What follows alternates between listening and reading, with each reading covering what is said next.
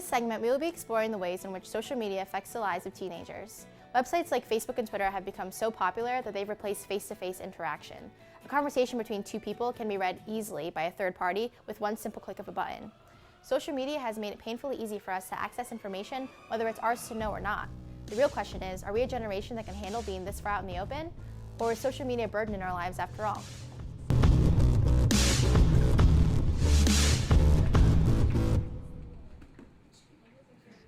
Social media takes everybody's life and puts it in the open so everybody knows about everyone. A lot of drama starts there and people interpret things the wrong way. Social media can do that because people get to hide behind it. It kind of messes with your head a little bit. People get upset with things you write and you can't tell how you're taking it. Even though people won't say it hurt their feelings, it does. I believe the statistics are about 90% of adolescents have some kind of social networking site, whether it's Facebook or MySpace or Tumblr, or I can't even keep up with all of them. There's so many of them. So when you have that many people who are spending anywhere from 2, 3 to 4 hours a day, every day, on a social networking site, that's a lot of images to constantly be bombarded with.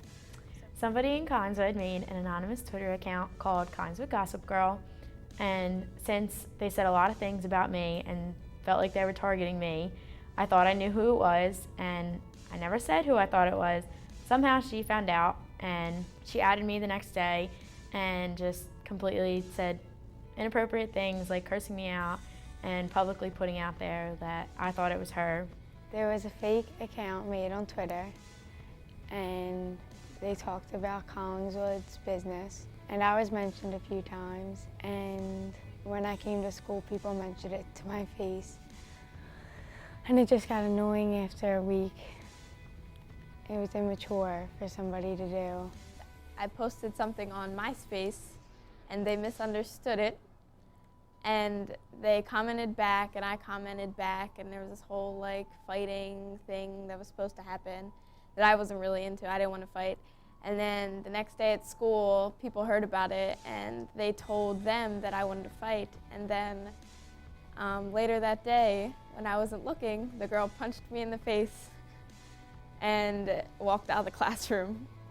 They decided that it would be funny if they would, for example, like put a screenshot of a text message on Twitter or something to show everybody that I was getting mad when it's not everybody's business. It's just the three of our business, me and my two friends, and nobody needed to know about it. But all of the harassment from the YouTube channel came over to the MySpace and Facebook and all the other social media that I got myself into, and going to school was really hard because they were always making fun of me for whatever I posted, and I really just never wanted to go to school because I never wanted to face everyone. I really feel for adolescents growing up now because so much communication is based off of social networking and social media sites, and they lose so much of developing a relationship with another person when you're just doing it through a keyboard and through an electronic device. I mean, most of our communication, I believe it's 93% of communication is actually nonverbal,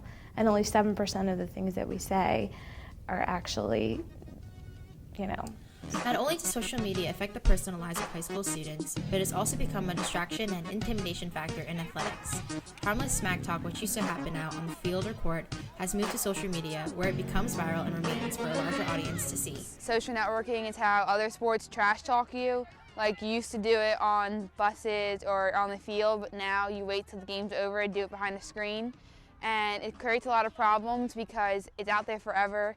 Something you said to them on a field can be forgotten, but when you want to put it on the social networking, it's there forever, and that's how a lot of people in sports now trash talk, because it gets their word across permanently. Some players from different teams just like to talk smack over Twitter and Facebook because I guess they think they're tough over social media, but it really doesn't affect us. It just motivates us to win, and we just work harder through the week so we could prove them wrong. So my advice would be to stop spending so much time online and to look at the people who are right in front of you, the people who you know really care about you. Those are the people that you should be spending the most time with. If you're going to put worth in anybody's opinion, put it in the people who love you and care about you, not people who only see the images that you want to show them through a social networking site. In the end, social media can negatively affect us, but only if we allow it to. Harsh words through a screen, though not everyone will admit it, can be truly drastic in someone's life. The overuse of social media has turned us into a generation of insensitive and oblivious users of electronic communication. But if we stop and think before we type, we could possibly reduce the vicious cycle of internet intimidation and bullying.